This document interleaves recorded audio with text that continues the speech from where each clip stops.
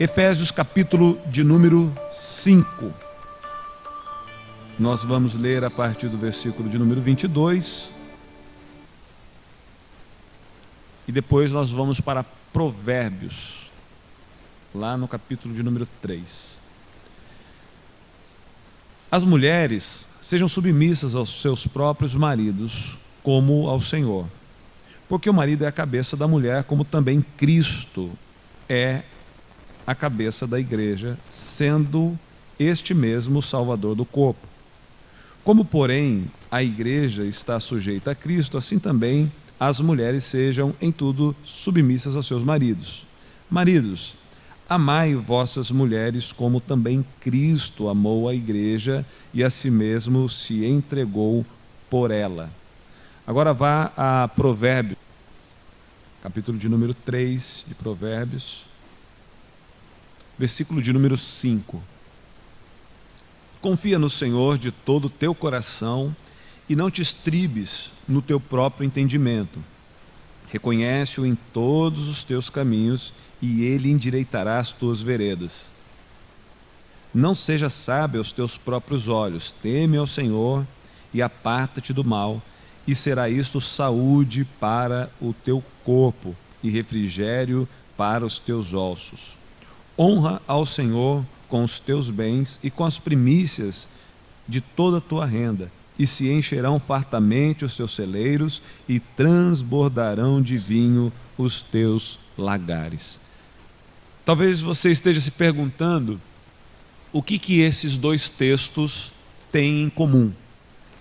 Um texto que está lá em Provérbios, Antigo Testamento, um livro de sabedoria, e uma carta de Paulo escrita à igreja que estava em Éfeso.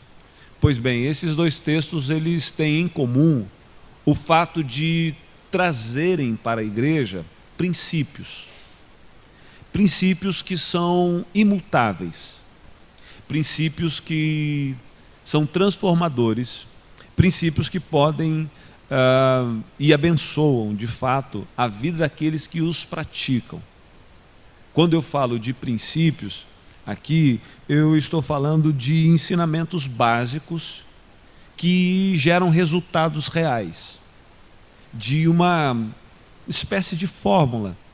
Eu até diferenciaria de lei, porque todas as vezes que nós falamos em lei, porque eu poderia dizer que são leis, leis como a lei da gravidade e outras leis que nos cercam, que é uma causa que produz um efeito. Eu poderia até tratar dessa forma.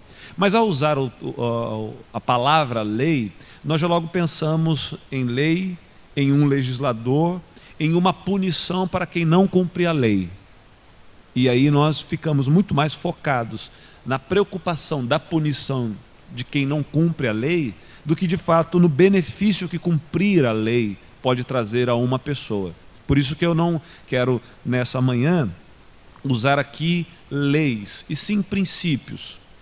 E eu acho até que, se eu pensasse em lei de repente se aplica a um grupo específico, como as leis brasileiras se aplicam aos brasileiros ou se aplicam a qualquer estrangeiro vivendo no Brasil. E aqui nós estamos falando de princípios universais. Coisas que funcionam a qualquer tempo para qualquer pessoa.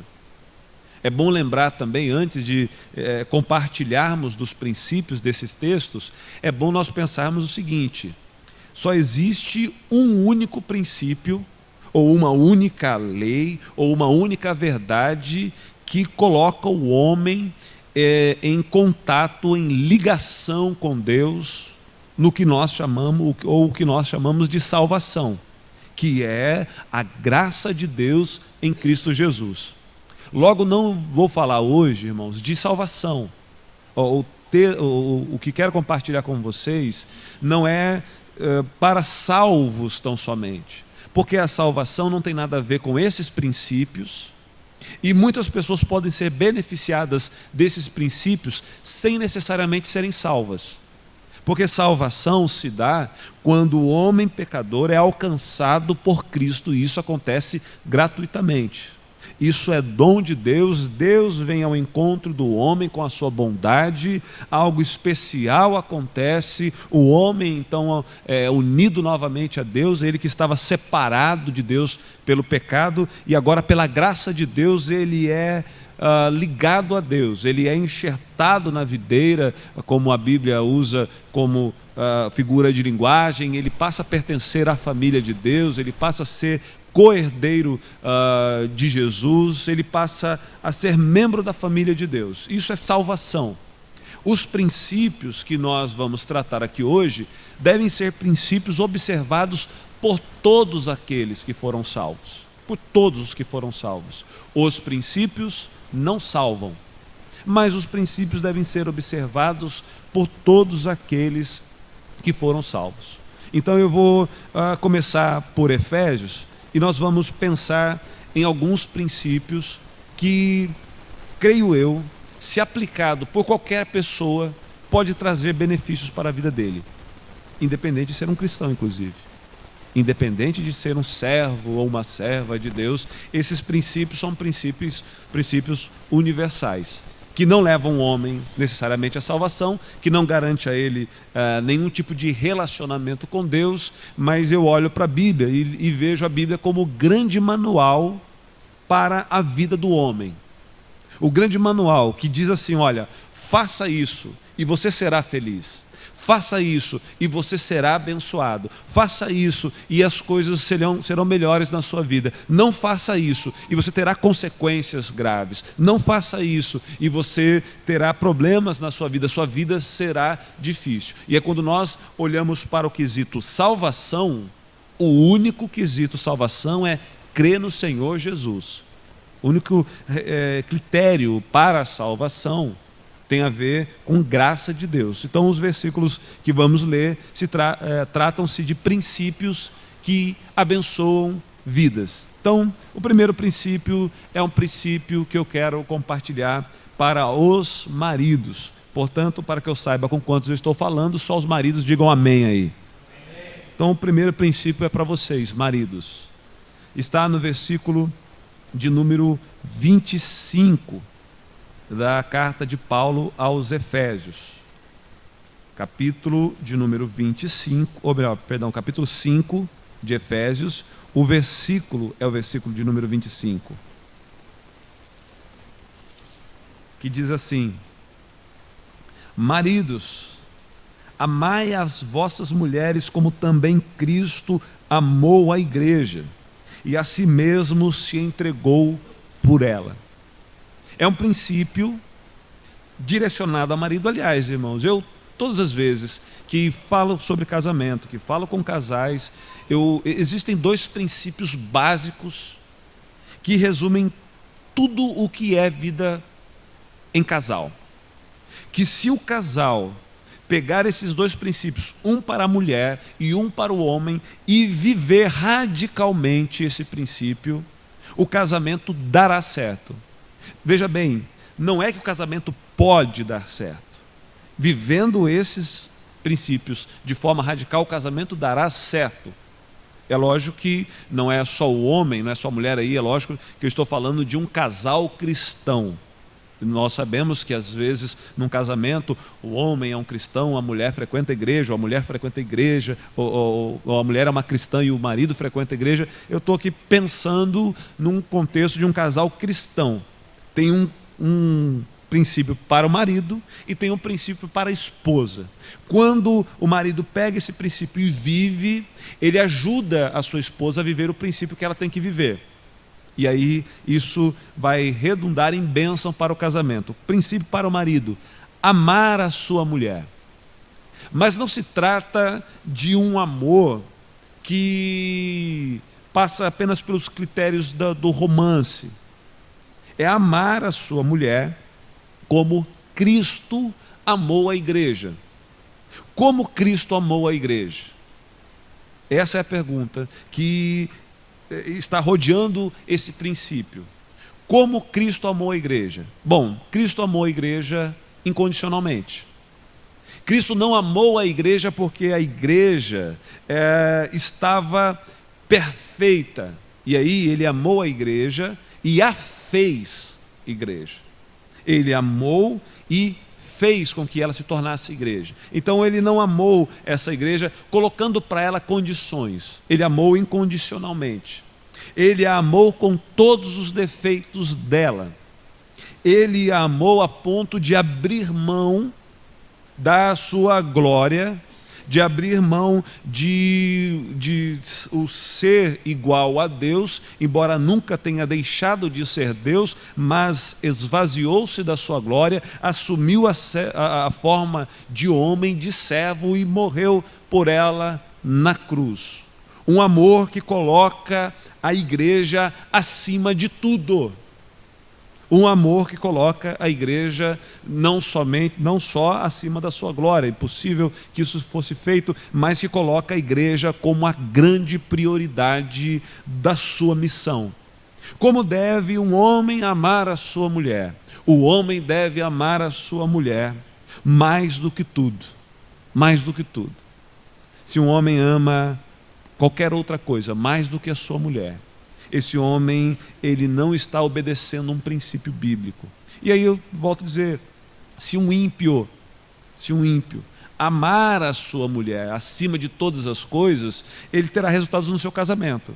Ele não terá comunhão com Deus por causa disso, ele não terá, enfim, uma vida de um reconhecimento cristão por causa disso, porque isso é um princípio para o casamento.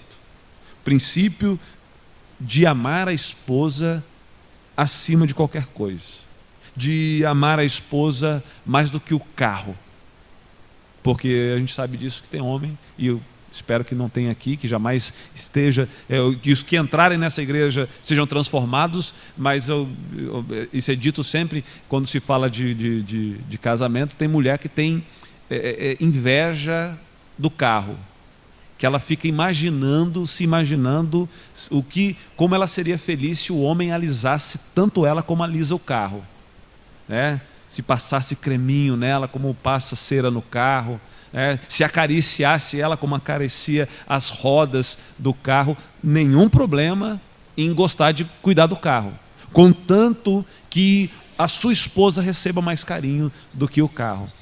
Homens que gostam mais de futebol, homens que gostam mais de conversar, homens que gostam mais de amigos, homens que gostam mais do trabalho, homens que gostam mais de dinheiro.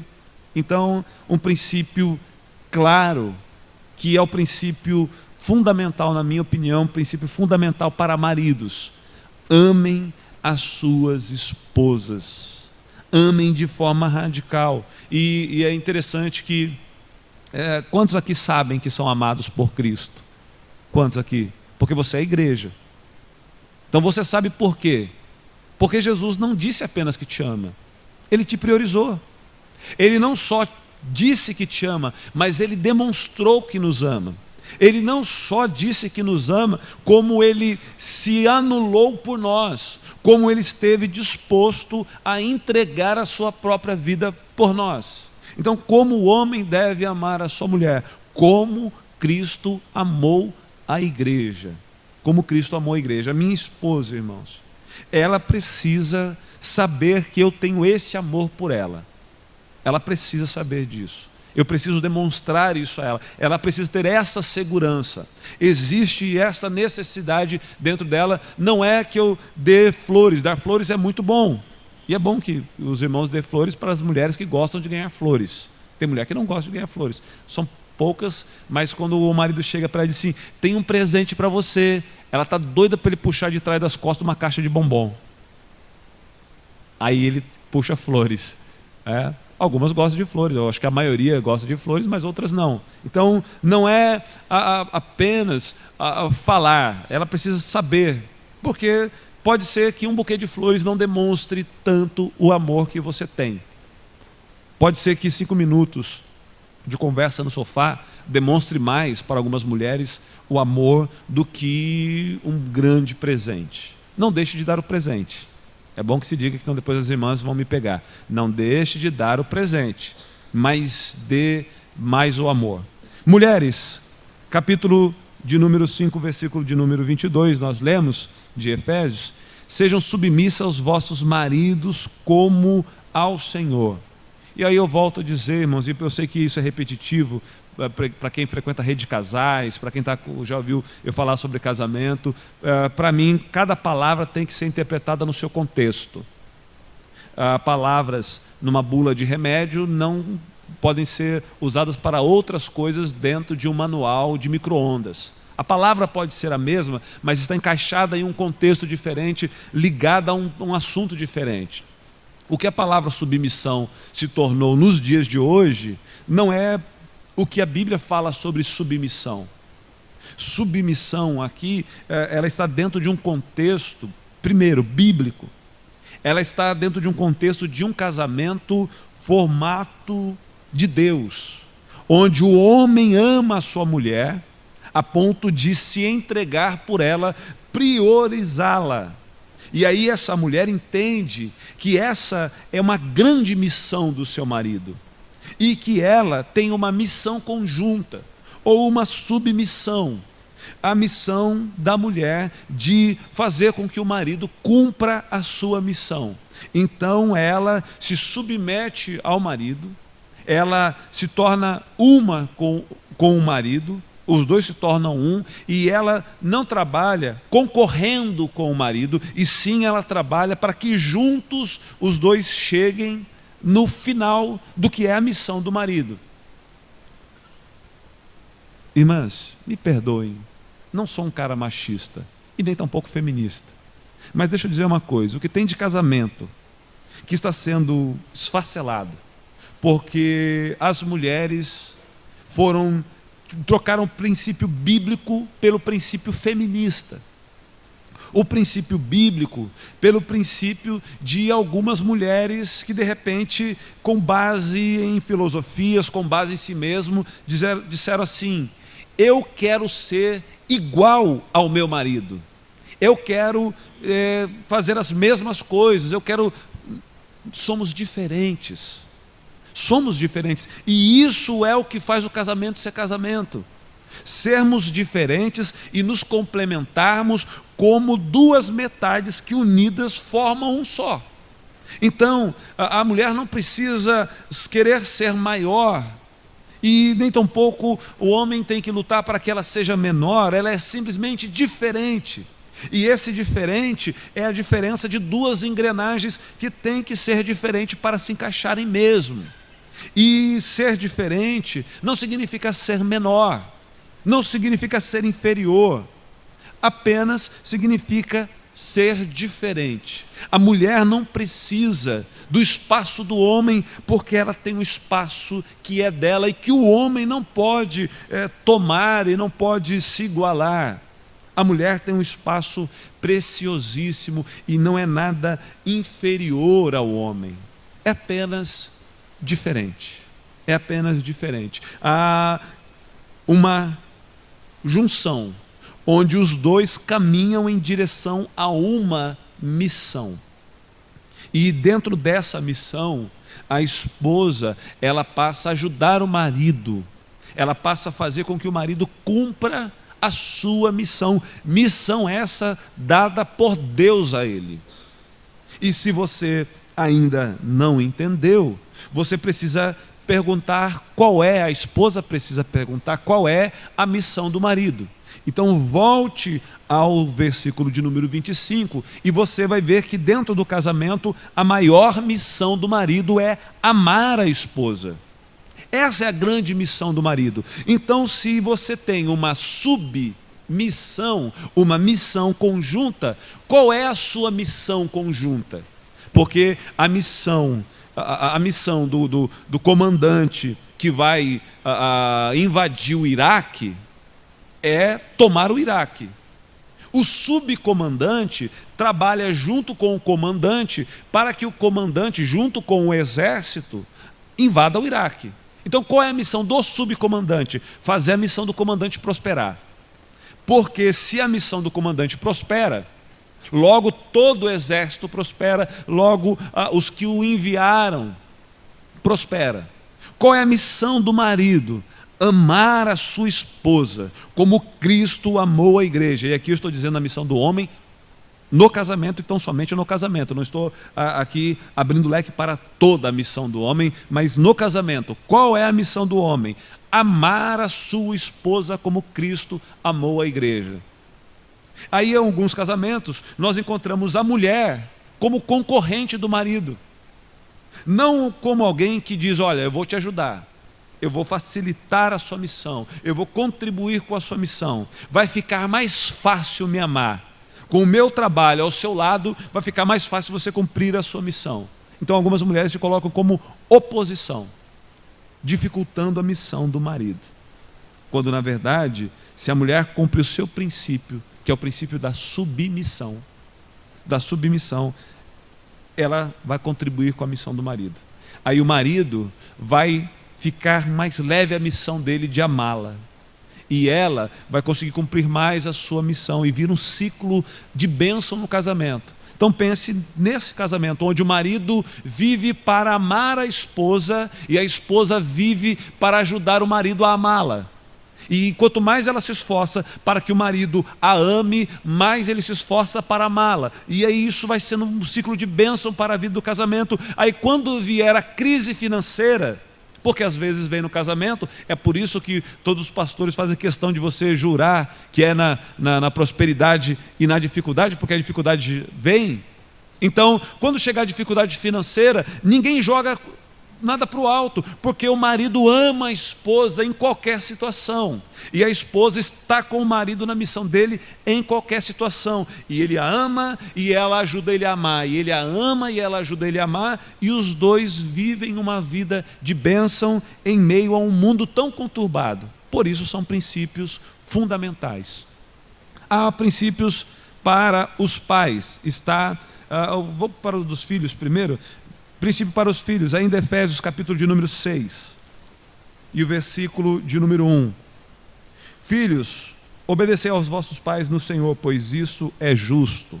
Honra o teu pai e a tua mãe, que é o primeiro mandamento com promessa.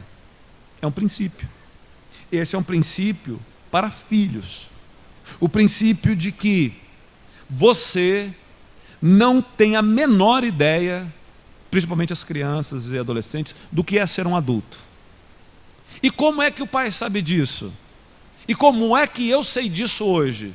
Eu sei disso hoje porque caminho para os meus 40. Porque quando eu tinha 13, 12, 15, algumas coisas, esses dias eu me peguei no sofá, vendo a votação do impeachment, da admissibilidade ou não da Dilma. A admissibilidade do impeachment ou não. E eu me lembrei do meu pai. Por que eu me lembrei do meu pai? Porque numa ocasião como essa, eu diria, meu pai está assistindo esse negócio chato, por que não coloca no pica-pau? Porque isso diz respeito aos rumos da nossa nação. E o pica-pau é o mesmo há, 30 anos, é o mesmo desenho. Eles fizeram, 20 desenhinhos e eles repetem. Mas eu preferia, aos 12, eu preferia o pica-pau do que algo que ia mudar o rumo das nações, da nação, que podia mudar o rumo da nação.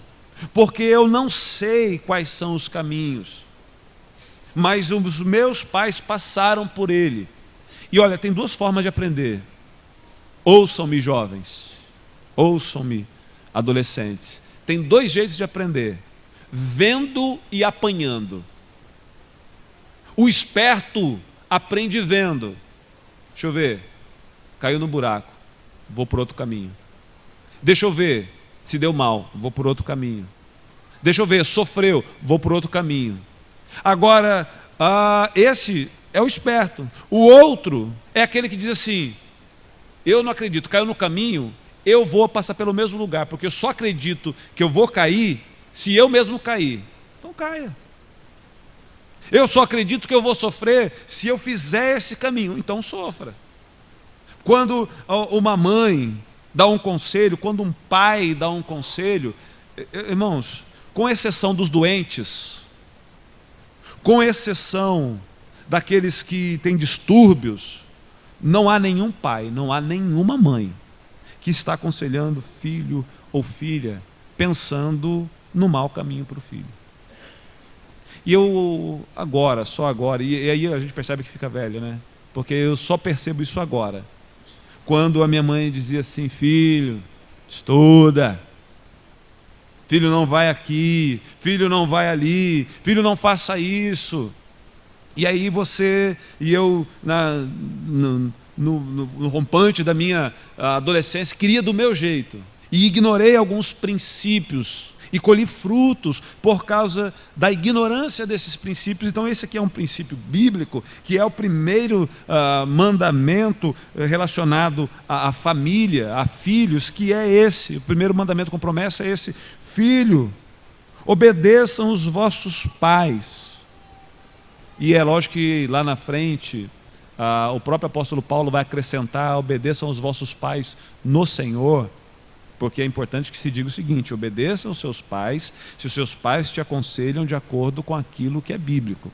Porque é lógico que o filho, se o pai manda o filho mentir, o filho não deve obedecer isso, porque não é um preceito bíblico, porque não é uma verdade bíblica. Mas tudo aquilo que é preceito bíblico, mesmo que o pai não seja um cristão, quando o pai diz assim para o filho: filho, respeite, o pai, mesmo não sendo um cristão, o pai está falando de princípios bíblicos. O pai está orientando coisas certas. Então, naquilo que é certo, naquilo que é bom, naquilo que agrada a Deus, obedeça. Obedeça, porque o seu pai, a sua mãe, já teve, eu vou falar no caso dos meus filhos, eu já tive 12 e eu já tive 15, mas os meus filhos nunca tiveram 20, 29, 39. Eu sei algumas coisas que eles ainda não sabem. Os pais são detentores de um conhecimento que os filhos não possuem. Aí alguém pode dizer: pai, mas você aprendeu apanhando.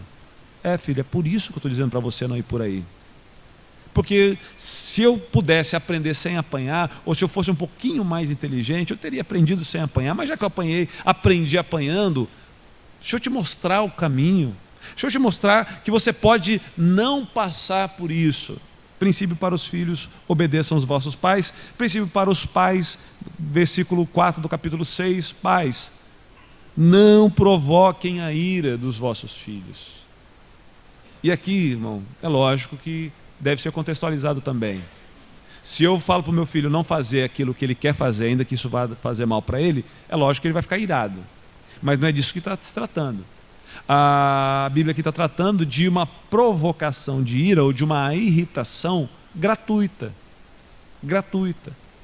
Existe um certo problema que acontece entre mães e filhas, entre pais e filhos, principalmente na adolescência, que é um certo confronto que existe. Até porque às vezes as mães acabam se vendo nas filhas adolescentes e os pais se vendo nos filhos adolescentes, e existe um conflito um tanto natural, principalmente nessa fase aí da adolescência, que às vezes é dos 13 aos 30 anos, dependendo de alguns adolescentes, que geralmente é aos 18 anos, mas às vezes vai mais longe do que isso.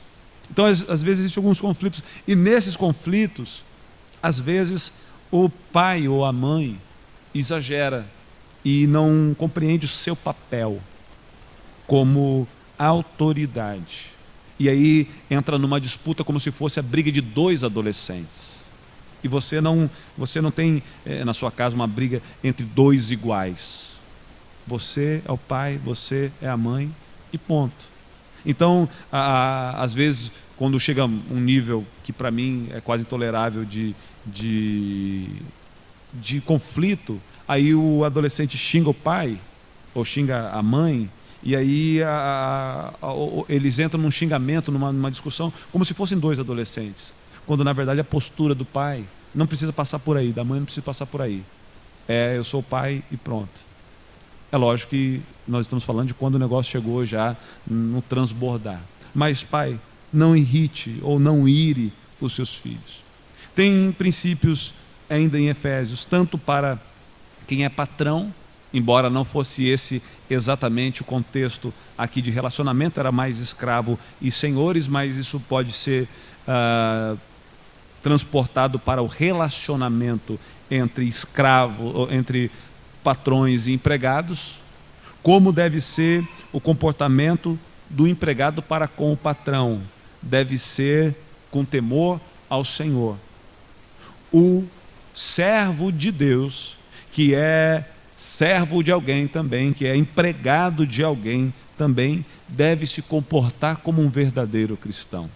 Deve entender que está ali para trabalhar. Tem muita gente que acaba perdendo o emprego. É lógico que não estou falando do momento agora de crise, que agora é uma outra questão, mas às vezes porque o camarada está ali para fazer amizade. Ele está ali para agradar os amigos, ele está ali para um monte de coisa e esquece que a função principal dele ali é o seu trabalho, o seu horário de trabalho, o seu compromisso, o compromisso sim, de fato, com o lucro do patrão. Porque creio que o patrão que empregou alguém, empregou porque está pensando no seu lucro. A partir do momento que você foi contratado, você não tem que pensar da seguinte forma: eu vou ficar aqui me matando para dar lucro ao patrão. Foi para isso que você foi contratado.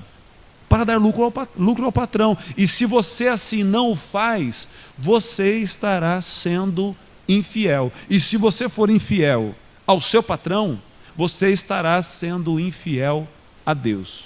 Então, se você quer ser alguém respeitado como profissional, se você quer ser alguém respeitado como um bom funcionário, seja fiel a Deus, sendo fiel ao seu patrão. E aos senhores, versículo de número 9.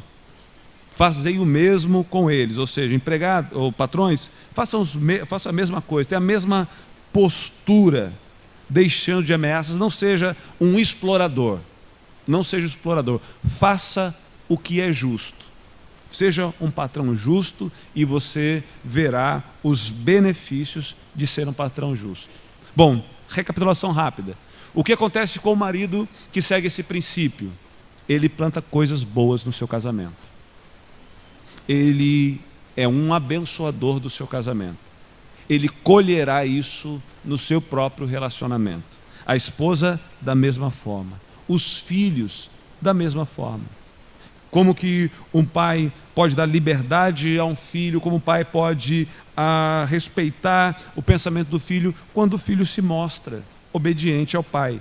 O pai é a mesma coisa, o princípio faz com que o relacionamento entre pais e filhos sejam abençoadores. Quando ele cumpre esse princípio, os servos se tornam certamente vistos da melhor forma. Tem um corte na empresa. Tem vezes que esse corte é um corte apenas de número. Nas empresas grandes são assim. O cara não sabe quem é você. Manda embora o 342. Manda embora o 422. Você é um número em algumas empresas. Mas nas empresas menores, que o patrão tem contato com o funcionário, se tiver um corte e tiver um camarada que é fiel ao motivo pelo qual ele foi contratado, será que o patrão vai dar preferência a esse ou aquele que rouba o tempo do patrão? Aquele que é negligente na sua função? Então você certamente trará bênçãos. Agora eu queria que você voltasse lá para Provérbios, capítulo de número 3, do 6 ao 9. Porque esses que são, basicamente, irmãos, tirando os dois últimos, que é servos e senhores, são princípios para a família. Às vezes eu tenho visto, e os irmãos têm ouvido a gente criticar bastante isso na escola de discípulos, um sem número de campanhas por aí, campanha pela família, enfim. E eu fico pensando, se ainda cola essa ideia, ainda cola na ideia, na cabeça de alguém, ainda cola essa ideia de que assim, eu não amo a minha esposa como Cristo amou a igreja. Eu não sigo os princípios bíblicos para um relacionamento. Aí eu vou numa campanha, faço 6 dias de campanha pelo casamento e Deus vai fazer uma grande transformação no meu casamento. Eu fico me perguntando se isso funciona realmente dessa forma. Porque se Deus colocou princípios, e o princípio para um casamento abençoado é marido ame, mulher seja submissa, será que Deus vai jogar fora esse princípio porque alguém jejuou por mim no Monte das Oliveiras e trouxe de lá o óleo junto com o barro e mais o cuspe e mais não sei o quê e derramou isso sobre a minha aliança. Será que isso de fato vai resolver? Se eu voltar para minha casa melado do óleo, mas vou chegar na minha casa e não amar a minha esposa como Cristo amou a igreja, será que vai funcionar? Será que isso realmente vai mudar alguma coisa na minha vida? Porque se isso mudar, irmão, eu tenho que dizer que a palavra de Deus passa a ter menos poder de transformação na vida de um homem do que um óleo trazido de Israel. E isso é perigosíssimo. Porque se uma atitude como essa tem mais poder do que um princípio estabelecido pelo próprio Deus na sua palavra, nós então estamos perdidos. Troquemos a Bíblia por qualquer outra mandinga. Mas os princípios estão aqui. Aqui, é na palavra de Deus que são os princípios. Você quer um casamento abençoado? Marido, você quer? Então se pergunte como você está amando a sua esposa. Se pergunte. E aqui é interessante que assim, eu falo por mim e sei que falo pela maioria dos homens aqui. Quando nós pensamos em mudança no casamento, a gente geralmente pergunta o que minha esposa precisa mudar. As mulheres é a mesma coisa. Se eu quero uma mudança no meu casamento, pastor, eu estou orando aqui porque o meu marido precisa mudar. Mas a palavra é dirigida aos maridos. Não é vós maridos cobrem das suas esposas que elas sejam submissas. Não, é vós maridos amem, não deixa elas comigo. Deus poderia estar dizendo aqui, olha, do princípio das mulheres cuido eu, é eu e elas, não se mete não. Faça apenas a sua parte.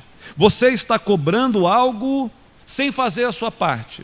Você está pedindo que a tua esposa faça alguma coisa, você está pedindo que Deus faça alguma coisa, sem que você faça aquilo que você tem que fazer. Princípio errado. A mesma coisa para as mulheres, a mesma coisa para os pais, a mesma coisa para os filhos. Irmãos, princípio bíblico. E eu já vou para Provérbios, mas olha, ensina o menino no caminho que deve andar. É um princípio bíblico. É um princípio bíblico. É um princípio que eu ouvia da seguinte forma quando eu era novo convertido: quem não traz o filho para a escola dominical, vai buscar ele na porta da delegacia. É lógico que é assustador, é radical, para botar medo nos irmãos mesmo, né? Nem todo menino que não vem para a escola dominical vai ser buscado na delegacia. Mas o princípio ensina o menino no caminho que deve andar, é porque existe uma fase da vida dos nossos filhos que nós falamos para eles o que eles têm que fazer. Esse princípio está sendo jogado fora, irmão, nos dias de hoje. A gente chega num restaurante, e aí isso é algo que eu li há pouco tempo. Chegava num restaurante antes com meu pai, aí meu pai dizia, se puxava a cadeira para minha mãe e dizia, amor, senta. Aí ele sentava e dizia, Fábio, senta aqui, Michele, senta ali, Milene ali, e você, Robson, senta aqui. Hoje, as famílias chegam, aí o menino de 3 anos, o pai senta, aí o menino diz assim, eu quero sentar aí. Senta ali, filhinho. Não, eu quero sentar aí. E ele senta, irmão. Ele senta porque o pai levanta, porque o menino faz birra e faz escândalo no restaurante e tal. E o menino é que manda. Aí o menino chega no domingo, ou chega num dia de culto. Aí o menino de 5 anos diz, não quero ir para a igreja hoje não, quero assistir a Peppa. Aí esses dias soltaram um áudiozinho aí falando dos perigos da televisão, dos desenhos que tem demônio e não sei o que, irmão. O mundo jaz no maligno, você se surpreende ainda que algum desenho tenha má influência. O mundo jaz no maligno. O problema não é o que tem no desenho. Eu vi o pessoal falando assim, dessa discussão do passado, porque a novela, se o gay beija, se o gay não beija na novela, e porque a gente tem que lutar contra... O problema não é a novela. O problema não é o desenho. O problema não é a sociedade, o problema é o que eu estou imprimindo nos meus filhos. Esse é o problema. Esse é o problema. O problema não é se o meu filho assiste ou não a Peppa. A questão é se eu ensino o caminho que o meu filho tem que andar ou não. O problema não é se ele escuta uma música do mundo. A questão é que se quando ele ouve a música que é dita do mundo, Ele sabe dizer, isso é contra a minha fé. Eu não aceito. Isso é contra o que meu pai me ensinou. Isso é contra o que minha mãe ensinou. É essa a questão, é o quanto eu estou imprimindo no meu filho. Mas aí rola algumas chantagens emocionais desde a infância. E aí a gente diz, tá bom, eu vou abrir mão. E abre mão do princípio de ensinar o menino no caminho que deve... Aliás, irmão, veja bem, a ideia de ensinar o menino no caminho que deve andar não é apontar para ele, é lá que você deve andar, não. Que é o que muita gente faz. Filho, é esse caminho que você deve andar, pega esse caminho e vai andando aí. Não, filho, dá a mão aqui. Vem andar comigo no caminho. O caminho que você deve andar é esse aqui que o pai anda. Esse aqui que a mãe anda. Não adianta você dizer para o seu filho o que é que ele tem que ser e o que ele tem que fazer. Se você não for e se você não fizer. É um princípio. Ensine o menino no caminho. Não é o caminho, é no caminho. Você está no caminho e aí você pega na mão do menino no caminho e no caminho você vai ensinando ele. Porque senão o menino vai olhar para você e vai dizer, ou a menina vai dizer para você, pai, que caminho é esse? Mas é um bom caminho, mas se é um bom caminho, por que você não anda? Se é um bom caminho, por que você não está junto? Pai. Provérbios, capítulo de número 3, versículo de número 6 em diante. E aqui é interessante, irmãos, isso é bem rápido, porque o capítulo, os versículos, eles têm o princípio e eles já têm o resultado. Então é bem rapidinho. Reconhece-o em todos os teus caminhos, e ele endireitará as tuas veredas. Está aí, versículo 6. No meio do versículo 6 aí. Reconhece o Senhor. Coloca o Senhor, e reconhecer aqui é reconhecê-lo como Senhor. Reconhecê-lo como Deus na tua vida. Se você colocar Deus em todos os teus caminhos, caminhos do trabalho, caminhos das decisões, das conquistas, dos relacionamentos, reconhecer a Deus em todos os teus caminhos, isso é o princípio. Qual é o resultado desse princípio? O resultado está logo aí na frente.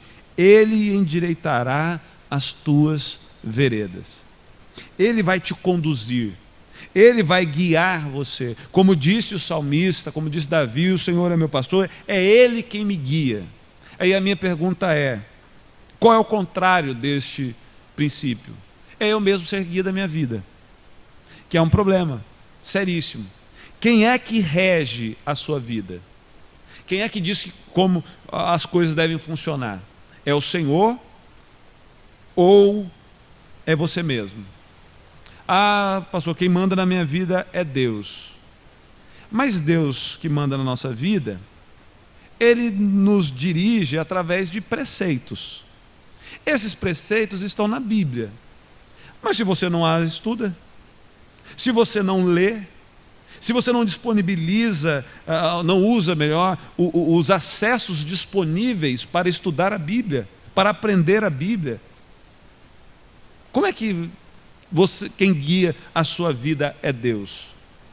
Porque creio que se Deus nos guia, irmãos, Ele nos guia pela sua palavra. Então a palavra deve ser a nossa grande fonte. Quando nós vivemos em um tempo em que a palavra foi trocada pela experiência. E nada contra a experiência. A experiência é muito bom. Aliás, a experiência é fundamental. A experiência é fundamental para todos aqueles que vivem a palavra. Porque a experiência para aqueles que não vivem a palavra, como vão discernir qual é a origem dessa experiência? Coloque o Senhor em todos os teus caminhos e Ele vai te dirigir. Fique tranquilo, irmão, quando for necessário Deus falar contigo de forma audível, Ele vai falar se necessário for. Quando necessário, eu só fico preocupado o seguinte, e aí eu já disse isso aqui para vocês, eu só fico preocupado porque quando Deus precisa usar uma jumenta para falar com um homem, está complicado. Está complicado, que é o caso de Balaão. Significa o seguinte, ele não me ouve, ele não ouve o meu anjo que eu enviei, ele não ouve os profetas, ele só ouve jumenta, porque os iguais se entendem. Então, Se Deus tiver que usar uma jumenta para falar contigo, está mal o negócio. Usa a palavra. Deus falou. Vai haver momentos em que você não vai conseguir entender, Deus pode usar outros meios e Ele é soberano, irmão. Se Deus quiser usar formiga para falar com você, Ele usa porque Ele continua sendo Deus. Agora, geralmente Ele fala pela palavra. Normalmente Ele fala pela sua palavra. Ele te guiará nos seus caminhos. Bom, seguindo. Não seja sábio aos teus próprios olhos. Teme ao Senhor e aparta-te do mal. Isso será saúde para o teu âmago e medula para os teus ossos. Princípio: não seja sábio ao teu próprio entendimento. Não seja dono da razão. Não seja o único que sabe. Não seja o único que tem a resposta. Tenha humildade para ouvir o que Deus fala através dos mais simples, através dos seus conselhos, através quando um irmão que está passando, ou que já passou pelo que você está passando, te der um conselho, quando alguém te aconselhar. E aí eu falo isso aqui pensando em mim, principalmente nos meus primeiros anos de conversão, que achava que porque eu tinha experimentado Deus e era algo muito novo para mim, eu estava explodindo, então qualquer um que falasse não sabia tanto quanto eu sabia. Não sentia Deus como eu sinto, não recebeu Deus como eu recebo, então não está sabendo aconselhar. Professores de escola dominical não oram tanto quanto eu. O pastor não está jejuando quanto eu. Eu tenho uma conexão direta com Deus, então qualquer um que fale comigo não está nesse nível de conexão que eu estou com Deus.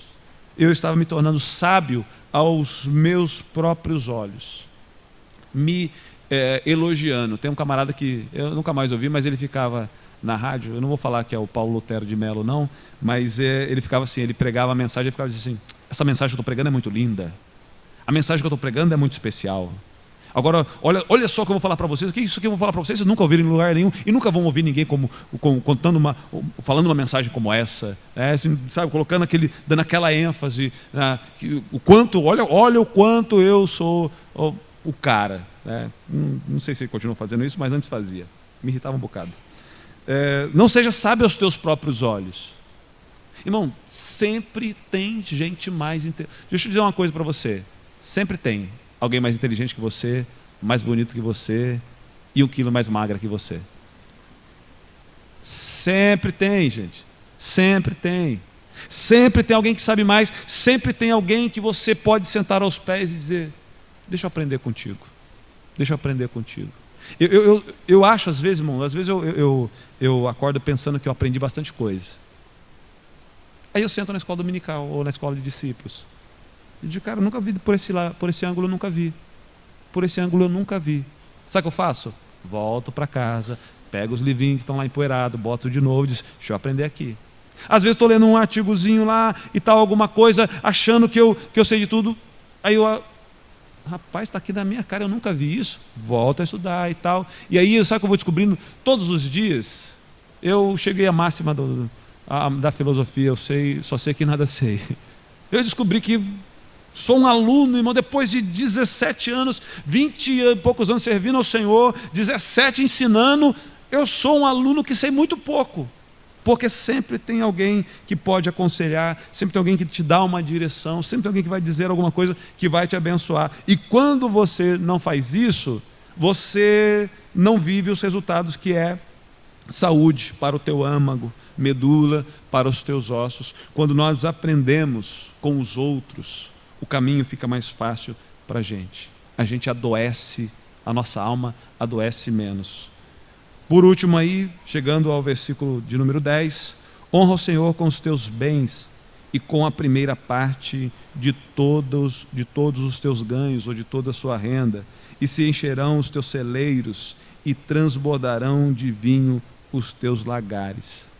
Esse é um princípio, irmãos, que para mim é igual ao princípio dito por Paulo lá em 2 Coríntios 9, versículos 6 e 7. E digo isso: o que semeia pouco, pouco também ceifará, e o que semeia em abundância também ceifará. Cada um contribua segundo propôs no seu coração, não com tristeza ou necessidade, porque Deus ama o que dá com alegria. Agora, esse princípio, ele deve ser visto como todos os demais princípios.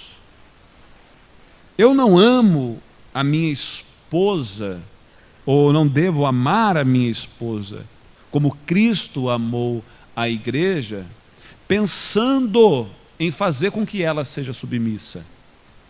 Eu faço isso porque essa é a minha missão. Isso provocará um resultado? Sim, naturalmente. Naturalmente. Mas eu não devo fazer isso pensando naquilo. Eu não faço, eu não entro ou não pratico um princípio pensando em mudar os outros à minha volta ou tentar extrair alguma coisa de Deus. Faço porque é algo que tem que ser feito. Faço porque é um processo da vida que eu tenho que fazer para que as coisas corram como elas têm que correr. Então, dentro do princípio que está em Provérbios, o honrar ao Senhor aqui não é dar, irmão. Bem como lá em 2 Coríntios não é dar. Porque esse é um princípio distorcido, sobretudo dentro da igreja. Dentro das igrejas. É um princípio distorcido. O princípio é o seguinte: quanto mais você dá, mais você tem. Dá muito, você recebe muito, isso gera um interesse, isso gera um desejo de barganha e vamos embora nisso aí. Quando, na verdade, o princípio está norteado em provérbio por honrar. Por que é que eu devo usar aquilo que eu tenho, ou aquilo que penso ter, para Deus? É por causa do resultado? Não, é para honrá-lo. É por entender que é dele. E como eu sou administrador dele, eu uso para a glória dele. E usando o que é dele para a glória dele, eu estou honrando a Deus. Então é por isso que eu faço. Não é porque eu quero encher os meus lagares. Embora eu saiba que o resultado de uma prática virá naturalmente. Mas o meu foco não é o resultado. É honrar. Quando esse mesmo princípio é trabalhado dentro de 2 Coríntios capítulo 9, o que vai determinar é: Deus ama o que dá com alegria. Porque o que dá com alegria, dá honrando. Dá dentro desse mesmo princípio. Por isso que, irmãos, deixa eu dizer uma coisa. A nossa vida financeira, bem como o nosso tempo, bem como tudo que somos, tudo que temos, nós devemos rever, de fato, se nós estamos adorando a Deus mesmo. Se nós estamos adorando a Deus. Eu sei que existe a eterna discussão: dízimo é da lei, dízimo não é da lei. Deixa eu dizer o que eu penso. Eu penso que bem antes da lei o dízimo foi estabelecido. Penso que depois da lei o dízimo não foi abolido. Penso que durante a lei o dízimo foi exigido. Exigido porque aquilo que era para ser feito voluntariamente não estava sendo feito voluntariamente, então passa a ser obrigatório, bem como todas as demais coisas. Antes da lei ele não era, ele vigorava, não como exigência, não como obrigatoriedade. Depois da lei não há em nenhum texto onde ele passa a ser abolido. Mas se o dízimo ele é dado sem a verdadeira compreensão, ele não tem significado nenhum. Se ele é dado porque entendo que isso seja primícias, porque entendo que isso é um princípio de honrar a Deus, porque entendo que quando eu faço isso estou cuidando de algo que pertence a Deus, eu devo fazer como tem que ser feito. Se faço isso porque sou obrigado, se faço isso porque sou coagido, ou se faço isso porque tenho interesses, eu já disse aqui, qual é a diferença do cara que acordou, sonhou com cobra, jogou no bicho, e o cara que dá o dízimo dizendo o seguinte: se eu der, Deus me dá 100 vezes mais. Ainda que Deus possa dar 100 vezes mais, mas qual é a diferença se eu venho para o gasofilácio com o seguinte pensamento: cara, preciso pagar uma conta de R$1.000 essa semana. Deus, tem 100 aqui, hein? Vai falhar não, hein? Coloco lá. É o mesmo sentimento que leva o camarada a preencher os números do bicho. Qual é o mesmo número da cobra, irmão? Não, estou brincando, não fala não, senão eu vou descobrir que você joga.